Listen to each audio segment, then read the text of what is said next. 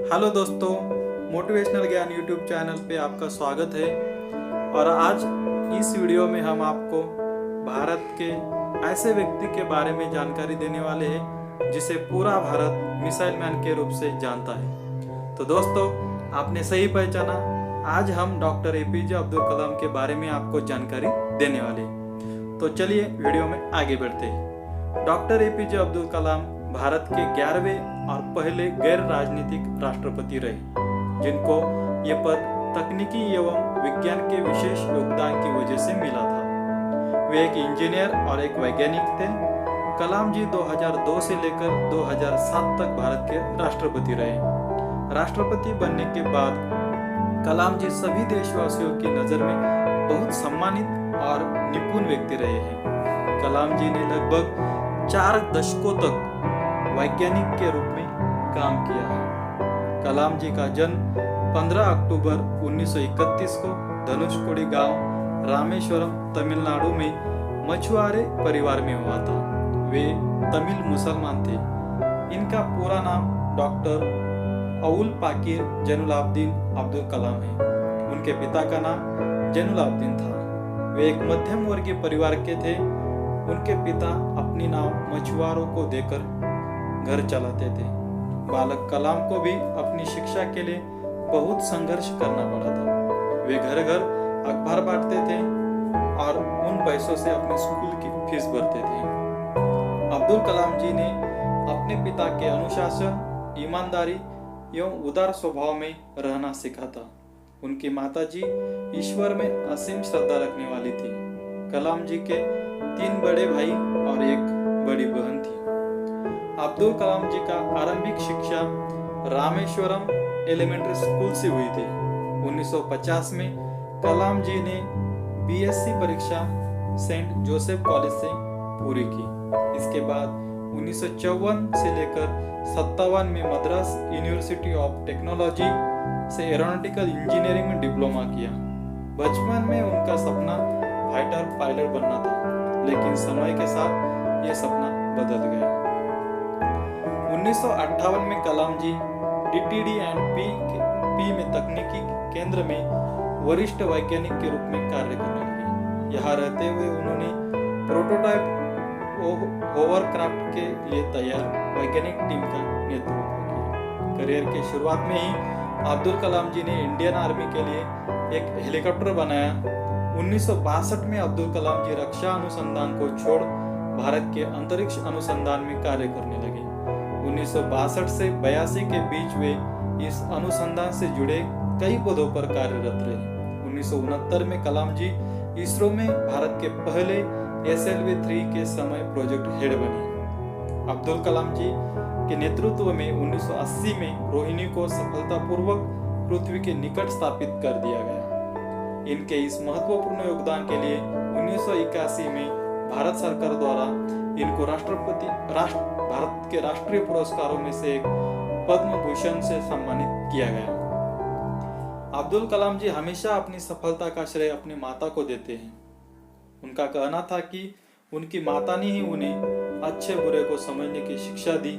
वे कहते थे, पढ़ाई के प्रति मेरे रुझान को देखते हुए मेरी माँ ने मेरे लिए एक लैंप खरीदा जिससे मैं 11 बजे तक पढ़ाई कर सकता था, और अगर मेरे माता ने यह त्याग नहीं किया होता तो मैं यहाँ तक नहीं पहुँचता। 1982 में फिर से वे रक्षा अनुसंधान एवं विकास संगठन के डायरेक्टर बन गए। इनके नेतृत्व में integrated guided missile development program को सफलतापूर्वक शुरू किया गया। अग्नि, पृथ्वी व आकाश के प्रक्षेपण में कलाम जी ने महत्वपूर्ण भूमिका निभाई थी। 1992 में एपीजे अब्दुल कलाम जी भारत के रक्षा मंत्री के विज्ञान सलाहकार तथा सुरक्षा शोध और विकास विभाग के सचिव बन गए। वे इस पद में 1999 तक कार्यरत रहे। भारत सरकार के मुख्य वैज्ञानिकों लिस्ट में उनको शामिल किया जाता है। सन 1997 में एपीजे अब्दुल कलाम जी को विज्ञान एवं भारतीय रक्षा क्षेत्र में योगदान के लिए सबसे बड़ा सम्मान भारत रत्न मिला था। सन 2002 में कलाम जी को भारतीय जनता पार्टी समर्थित एनडीए घटक दलों ने राष्ट्रपति के चुनाव के लिए अपना उम्मीदवार बनाया गया था। जिसका समर्थन सभी दलों ने किया और 18 जुलाई 2002 को एपीजे अब्दुल कलाम को राष्ट्रपति घोषित किया गया और उन्होंने राष्ट्रपति की शपथ ली। कलाम जी कभी भी राजनीति से नहीं जुड़े थे, फिर भी वो भारत के राष्ट्रपति बने। जीवन में सुख सुविधा की कमी के बावजूद किसी तरह राष्ट्रपति के पद पर तक पहुंचे, ये बात हम सभी के लिए प्रेरणादायी है। आज के बहुत से युवा एपीजे अब्दुल कलाम को अपना रोल मॉडल मानते हैं। छोटे से गांव में जन्मे इतनी ऊंचाई तक पहुंचना कोई आसान बात नहीं है। अपनी कड़ी मेहनत और लगन और कार्यप्रणाली के बल पर असफलताओं को झेलते हुए वे आगे बढ़ते गए। इस बात से हमें कुछ सीखना चाहिए। एपीजे अब्दुल कलाम को बच्चों से बहुत लगाव था। वे हमेशा अपने युवाओं को अच्छी सीख देते रहे। उनका कहना था कि युवा चाहे तो पूरा देश बदल सकते हैं।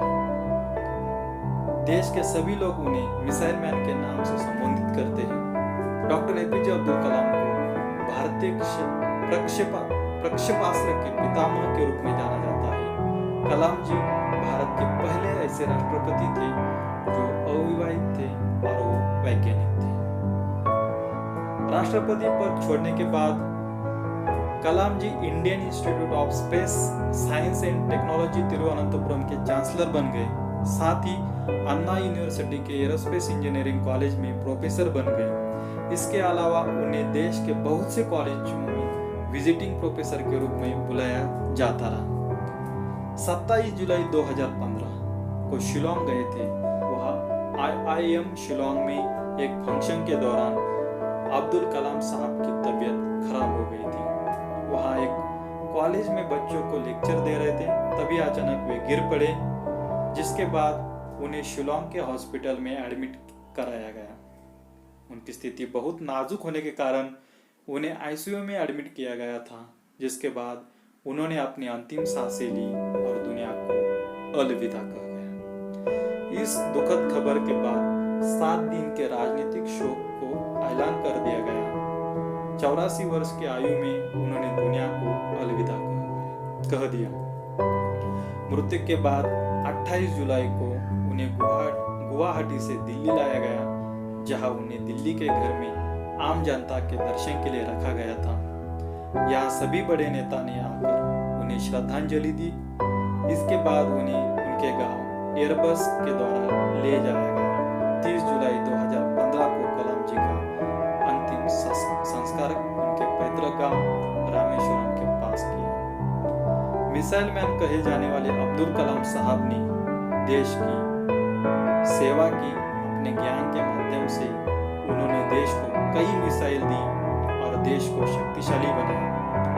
उन्होंने भारत को सुरक्षित बनाने की दृष्टि से पृथ्वी अग्नि जैसी मिसाइल की विज्ञान के क्षेत्र में विख्यात रहे कलाम साहब देश को शक्तिशाली एवं आत्मनिर्भर बनाना चाहते थे। इन्होंने तत्व विज्ञान में देश को स्वावलंबी बनाया। अटल बिहारी वाजपेयी के कार्यकाल में उन्होंने देश के लिए बहुत योगदान दिया। यह अपने सरल एवं साधारण व्यवहार के लिए प्रसिद्ध रहे। मुस्लिम होने के कारण उन्हें कई मुल्क अपने मुल्क में बुलाया, लेकिन देश के प्रति प्रेम के कारण उन्होंने कभी देश को नहीं त्यागा। इन्हें देश के एक सफल राष्ट्रपति के तौर पर भी देखा जाता है। इन्होंने देश के युवा को समय समय पर मार्गदर्शन दिया। उन्होंने अपने उद्घोष एवं अपनी किताबों के जरिए युवा को मार्गदर्शन दिया। तो दोस्तों, ये थे अब्दुल कलाम और इनकी इस कहानी की वजह से हम सबको प्रेरणा मिलती है और मैं आशा करता हूँ कि इस वीडियो से आपको प्रेरणा मिलेगी, आपका आत्मविश्वास बढ़ेगा। तो दोस्तों, अगर ये वीडियो आपको पसंद आई हो तो इसे लाइक और शेयर जरूर कर देना और चैनल को भी सब्सक्राइब करो ताकि आपको ऐसी मोटिवेशनल वीडियो नोटिफिकेशन के तौर पे मिल जाए।